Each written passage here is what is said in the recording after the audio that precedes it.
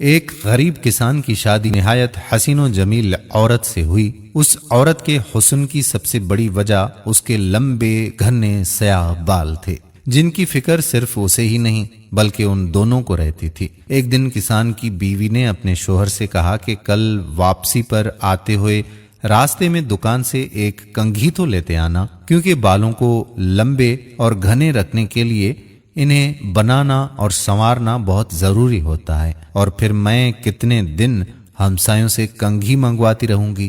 غریب کسان نے اپنی بیوی سے معاذرت کر لی اور بولا، بیگم میری تو اپنی گھڑی کافی دنوں سے ٹوٹی ہوئی ہے، میرے پاس اتنے پیسے بھی نہیں کہ اسے ٹھیک کروا سکوں، تو میں بھلا کنگھی کیسے لا سکتا ہوں؟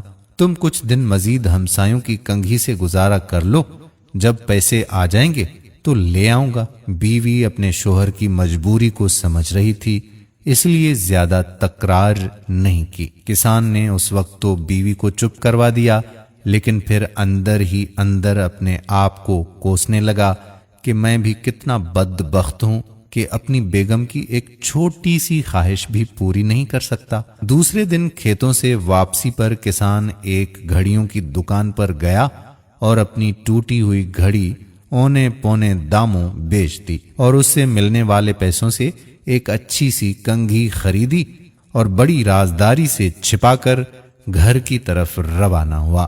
اس نے سوچا کہ گھر جا کر بیوی کو سرپرائز دوں گا تو وہ بہت زیادہ خوش ہو جائے گی۔ جب وہ گھر گیا تو کیا دیکھتا ہے کہ اس کی بیوی نے اپنے لمبے بال کٹوا دیے تھے اور مسکراتے ہوئے اس کی طرف دیکھ رہی تھی۔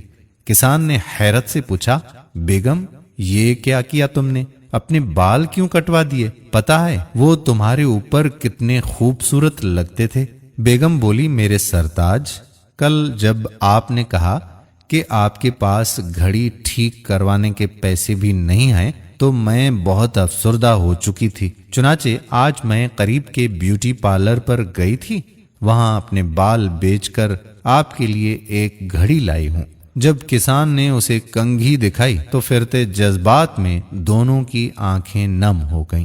محبت صرف کچھ دینے اور کچھ لینے کو ہی نہیں کہتے، بلکہ محبت ایک قربانی اور ایثار کا نام ہے، جس میں اکثر اپنی خواہشات اور اپنے جذبات کو صرف اس لیے قربان کر دیا جاتا ہے کہ رشتوں کا تقدس اور احترام برقرار رہے۔ اگر ویڈیو پسند آئی ہو تو اسے لائک شیئر ضرور کیجیے گا۔ آنے والی ویڈیو تک آپ کا اپنا میزبان قادر بخش کلہوڑو آپ سے اجازت چاہتا ہے۔ اللہ نگہبان۔